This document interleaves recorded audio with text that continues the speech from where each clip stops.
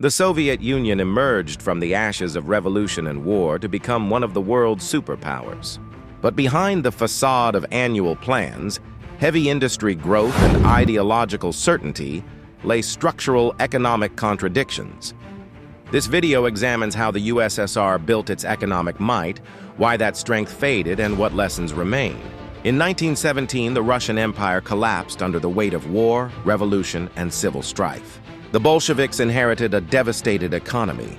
Their answer was a command economy built on state ownership and central planning. Beginning in 1928, the USSR launched its first 5-year plans. Massive resources were directed toward heavy industry: steel, coal, machine tools, armaments. Between 1930 and the early 1940s, the growth of the Soviet industrial base was impressive, particularly given the global depression. This transformation came at a cost. Consumer goods production was suppressed, agriculture was collectivized, and enormous human sacrifice accompanied the effort. The system emphasized production targets and material balances, not consumer satisfaction. After the Second World War, the USSR consolidated its status. By the 1950s and 60s, it stood as the world's second-largest economy. But even at its peak, the system showed warning signs.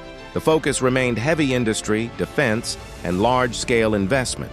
The consumer sector, services, and innovation lagged. In 1965, the so-called Kosygin reform attempted to introduce new enterprise incentives, such as profit and sales indicators, into the system. Yet the reform failed to fundamentally alter the system's logic. Central planning and bureaucratic controls remained dominant. Meanwhile, the Cold War arms race, the burdens of maintaining an empire and subsidizing client states, further strained the economy. By the 1970s, growth had weakened. The term Era of Stagnation came to describe the period. Shortages became endemic. Consumer goods were often unavailable, queues were long, and the black market expanded. The USSR had one of the world's largest supplies of oil and gas, and when world oil prices surged in the 1970s, it masked deeper problems.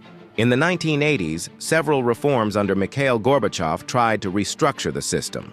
Perestroika, restructuring, and glasnost, openness, sought to introduce market elements and transparency.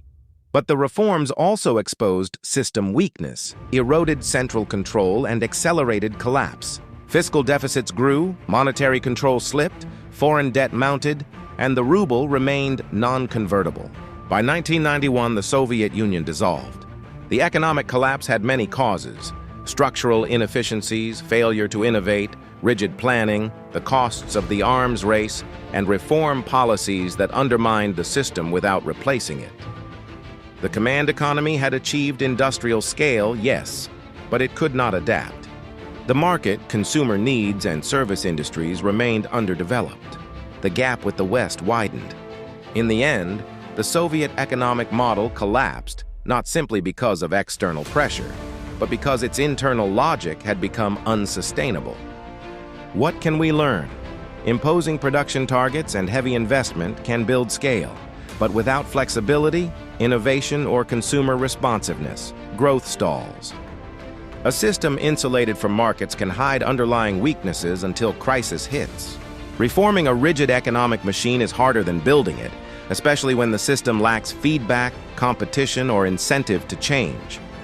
The Soviet Union's economy remains one of history's great experiments, enormous, ambitious, and ultimately fragile.